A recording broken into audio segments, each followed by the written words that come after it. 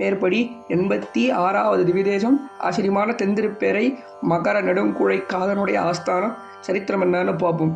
ஒரு நாள் பூமாதேவியினிடத்துல தான் பெருமாள் அதிகமான ஈடுபாடோடு இருக்கார், என்னிடத்துல இல்லை அப்படின்னு ஸ்ரீதேவி புரிஞ்சிருந்தா. அதை கொண்டு போய் துர்வாசர் இடத்துல போய் சொன்னான், இந்த மாதிரி பெருமாள் அவளோட தான் ரொம்ப நேரம் இருக்கார், என்னோட இருக்க மாட்டேன்றார், ஈடுபாடு அவள்கிட்ட அதிகமாக இருக்குது என்கிட்ட கம்மியாக இருக்குதுன்னா.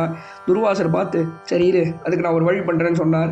இவர் என்ன பண்ண போகிறாருன்னு இவர் யோசிச்சுட்டே இருந்துச்சு. இவர் நேராக பூமாதேவியை பார்க்கறதுக்கு போனார். இவர் வந்ததை அவள் கவனிக்கல, அங்கே பண்ணிந்த காரியத்தில் மும்பரமாக அதை பார்த்துருந்தா. இவர் வந்ததை கவனிக்கலை. இவர் திடுக்கிட்டு துர்வாசர் சபித்தார், உனக்கு இருக்கிற நன்னா இதை புரிஞ்சுக்கணும். அந்த இடத்துல ஸ்ரீதேவி நாச்சியார் சிகப்பு வர்ணத்தில் இருப்போம், பூமாதேவி நாச்சியார் கரும் பச்சை. கிருஷ்ணனுக்கு கருப்பாக இருக்கவாழ பிடிக்கும், அதனால தான் இவள்கிட்ட ஈடுபாடு அதிகமாக வச்சுருந்தான் கிருஷ்ணன். அந்த கரும் பச்சை நிறம் போய் மகாலட்சுமியுடைய சிகப்பு வர்ணம் வரட்டும் போன்னு சபிக்க இவளும் அந்த நிறத்தில் மாறுறா. இதுக்கு பிராயச்சித்தார்த்தம் பிரார்த்திக்க இந்த க்ஷேத்திரம் தென்திருப்பேரைன்ற க்ஷேத்திரத்தில் போய் தவம் பண்ணு, பெருமாள் வருவார் அப்படின்னு சொல்ல. அப்போ இவ தவம் பண்ணுறச்சே அந்த கோவிலுடைய புஷ்கரணி, அதாவது சுக்கர புஷ்கரணின்னு பேர், சங்க தீர்த்தம்னு பேர். அந்த புஷ்கரணியிலிருந்து ஒரு 2 கர்ணபத்திரம், அதாவது இன்றைக்கி கர்ணபத்திரம்னு சொல்கிறோம், மகர குண்டலங்கள் 2 வந்தது, காதில் மாட்டிக்கிற குண்டலங்கள்.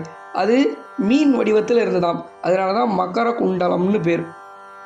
அந்த மகர குண்டலங்களை கொண்டு போய் பெருமாள் பிரத்யட்சமான உடனே பெருமாளுக்கு சமர்ப்பித்தார்.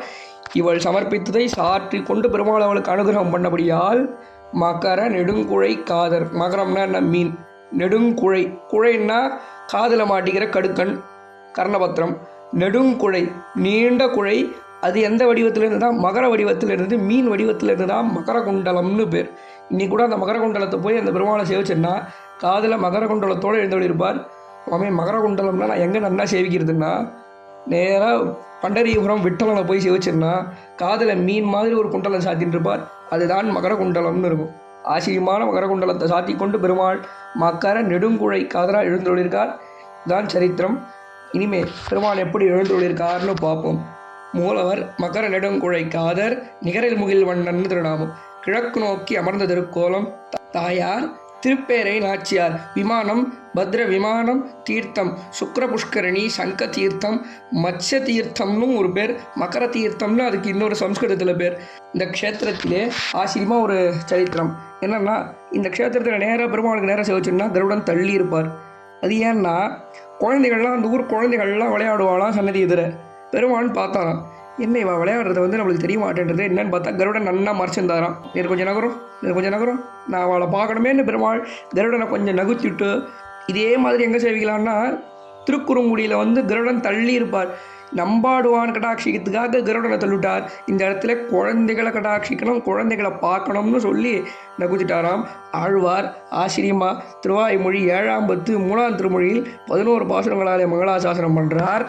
வெள்ளைச்சொறி சங்கோட ஆழியேந்தி தாமரை கண்ணன் என் நெஞ்சினோட பிள்ளைக்கடாகின்ற வாற்றை காணீர் என் சொல்லியே நன்னை மீறுகாள், வெள்ளை சுகம் அவன் வீற்றிருந்த வேத ஒலியும் விழா ஒலியும் பிள்ளைக்குழா விளையாட்டொலியுமரா திருப்பேரையில் சேருவண்ணானேன்னு ஆழ்வார் ஆச்சரியமாக 11 பாசுரங்களால் மங்களாசாசனம் பண்ணுறார்.